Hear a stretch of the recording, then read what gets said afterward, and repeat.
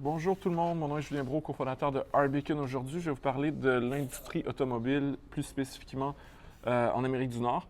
Avant d'entrer dans le cœur du sujet, je voulais juste vous rappeler que Arbeacon fait une ronde de financement accessible à tout le monde sur FrontFunder. Si ça vous intéresse d'investir dans notre startup, cliquez sur le lien en haut de la vidéo. Ça se passe au frontfunder.com/company /Arbeacon. Donc, pour revenir à notre sujet du jour, je suis tombé en fait sur un article dans le Wall Street Journal ce matin et qui disait dans le fond, et le titre c'était en fait, est-ce que les constructeurs automobiles sont sont des actions sous-évaluées? Ça se penche bien entendu plus particulièrement sur Ford et GM. Qui, au courant des dernières années, ont perdu beaucoup de plumes pour être honnête. Je pense qu'en 2018, l'action de GM était en baisse de.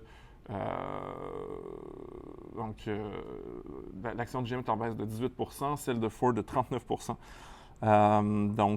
c'est des titres qui sont mal aimés par rapport, mettons, par rapport à Tesla, par exemple, qui a une capitalisation boursière qui est à peu près la même que Ford, mais qui a des ventes qui sont des tonnes de fois moins élevées.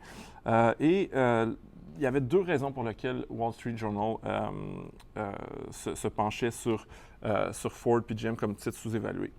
Le premier, c'est les dividendes. Donc, à 5,92 de dividendes, on s'entend que c'est un taux de distribution qui est très élevé du côté de Ford. Et c'est la même chose du côté de GM. Donc, allons voir nos amis chez GM. On est à 3,99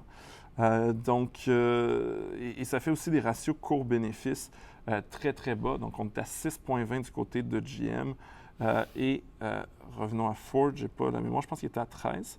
Il était à 13,69. Et ça, c'est une information qui, je m'en souviens plus si on l'a, mais c'est le ratio cours-bénéfice prévisionnel. Regardez, si vous regardez sur l'application, on a toujours des définitions. Sur chaque terme, s'il y a un terme financier ou un ratio que vous ne comprenez pas, vous maintenez, vous appuyez dans l'application Arbeacon, ça apparaît une définition, je vais vous la lire. Ratio court-bénéfice prévisionnel, le ratio CB, ça correspond au prix courant de l'action divisé par le bénéfice par action de l'entreprise projeté au courant des 12 prochains mois. Donc, concrètement, là c'est la définition du ratio court-bénéfice. Donc, on regarde le bénéfice et on le divise. On le divise par. On regarde le prix de la compagnie, on le divise par le bénéfice. Et ce qu'on fait, c'est plutôt que le diviser par le bénéfice de l'année précédente, on le divise par le bénéfice prévu. Donc, c'est sûr qu'il y a un aspect intangible. On ne sait pas exactement combien va faire de profit de Ford, mais les entreprises en bourse tendent à respecter leurs prévisions parce que si elles ne le font pas, bien, le titre s'écroule. Donc, puis on peut voir aussi est-ce que l'entreprise est bonne ou pas pour respecter ses prévisions, mais en général, on essaie de s'y tenir autant que possible. Donc, en termes de prévisionnel, c'était ratio court-bénéfice prévisionnel, il était où? Donc, il était dans valorisation, il est à 7,27 du côté de Ford. Et allons voir du côté de GM. Il est aussi très bas, donc, et du côté de GM est à 5,74. C'est l'élément là, qui faisait dire au Wall Street Journal, en fond, que ces titres-là sont quand même sous-évalués. Cela dit, il y a toujours une raison. Quand un titre n'est pas cher, il n'est pas cher pour certaines raisons. Donc, une des raisons pour laquelle les investisseurs ont peur de ces titres-là, c'est qu'il y a beaucoup de composantes étrangères, de matériaux que Ford et GM doivent importer avec la guerre des tarifs que se livrent la Chine et les États-Unis. Les prix de construction ont augmenté et potentiellement les consommateurs peuvent se dire ben, je vais attendre d'acheter une voiture parce que peut-être les prix vont baisser quand la guerre des tarifs va arriver à son terme. Donc ça, c'est une des épées de Damoclès qui pèse qui pend en fait au-dessus de la tête de ces deux constructeurs-là.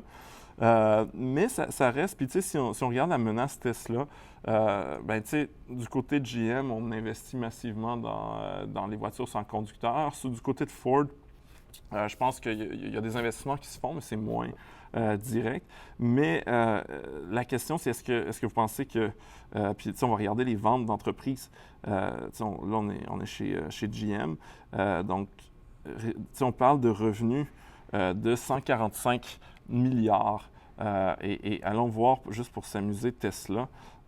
Puis, tu sais, Tesla fait combien de revenus? C'est bien beau d'avoir des belles voitures électriques, mais on fait, si on regarde au niveau des résultats, on fait 22 milliards de revenus. Donc, c'est 6 et 7 fois moins qu'un GM. Et Tesla qui vaut 40 milliards, alors que GM vaut seulement, ma mémoire n'est pas super bonne, ben, GM vaut 54 milliards. Donc, GM vaut peut-être 10 de plus ou 20 de plus, mais fait 7 fois plus de revenus. Donc, c'est à peu près tout ce que je voulais explorer avec vous aujourd'hui. Si vous avez écouté cette vidéo-là, j'imagine que vous avez probablement des investissements en bourse. Si c'est le cas, téléchargez Arbekin sur le App Store si vous avez un iPhone, sur Google Play si vous avez Android. Ça vient avec 14 jours d'essai gratuit. Ça vous permet de vous connecter à vos comptes d'investissement. Ça analyse votre portefeuille, ça vous présente toutes les données financières dont vous avez besoin pour prendre des bonnes décisions d'investissement. Et si vous n'avez pas encore commencé à investir en bourse, on a une super offre chez Arbekin en collaboration avec Desjardins Courtage en ligne.